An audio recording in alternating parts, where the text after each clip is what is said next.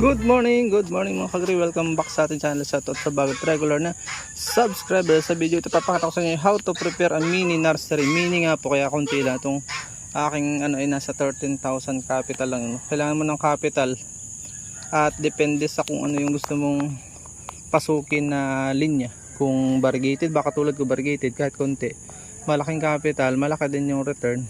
Online ko siya binebenta, nadodoble yung price. So kailangan mo kahit maliit ay ayusin mo yan, katulad yan, naayos ko, nilalagyan ko ng panambak, nilipat ko na, iba-iba yan, may variegated calamansi, may sampalok, gagawin ko siyang bonsai, meron siyang golden queen na double rootstock ko yan.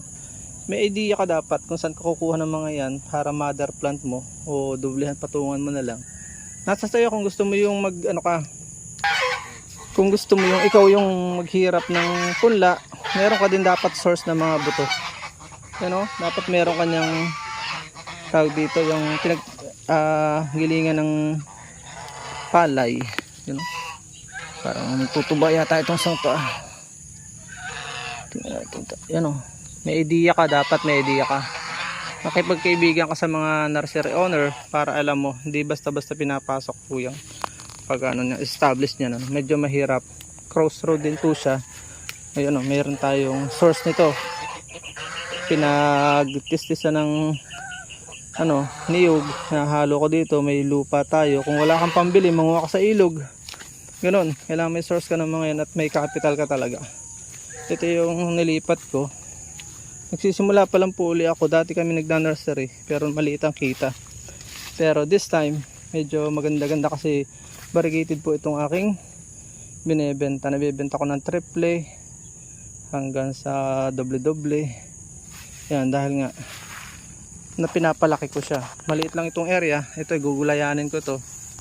So yan, ako ng 10 piso lang naman yan sa gilingan. Yan mini nursery po yan talaga. When we say mini, maliit lang talaga. Yan start tayo. Meron tayong Chico. Si Chico naman gagawin ko siyang double. May gagawin po tayong technique dito na hindi ko muna i-reveal. Mare-reveal siguro pag madami na tayo nagawa. At secrecy ng atin pong ginagawa. Yung mga idea na yan ay nahihingi naman sa Panginoon kung paano tayo kikita. Kung gusto nyong gayanin, ay ito maliit kasi. Pag maliit po, dapat marami kang partner para magiging demo area mo lang ito.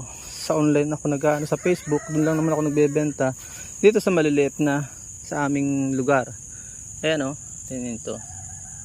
Kaya maraming nabiwili sa akin bumili. Pag pinost, talaga naman may bunga. Pag diniliver, may bunga. Palalakihin ko po yan para sulit. Mga bibenta mo yan ng mga 600, ganyan 750. Depende sa market. Depende sa akong kaibigan. Yan, may budding at may grafting. Dapat alam mo yan. Yung mga difference ng mga yan. Grafting, budding, marketing, inarching. Nagre-research muna bago pumasok. Lahat naman ng larangan. Kung hindi mo aalamin ang pasikot-sikot, ay mapapahama ka. Sayang ang iyong capital, oras, panahon. Yun yung logic noon. Yun lang. Marami pong salamat. Pagpalain ang inyong pagninegosyo. Pagpalain tayo ng Panginoon ngayon 2026. Please support all Filipino vloggers para tayo sa mga kakasap ng lahing Pilipino. Paalam and God bless.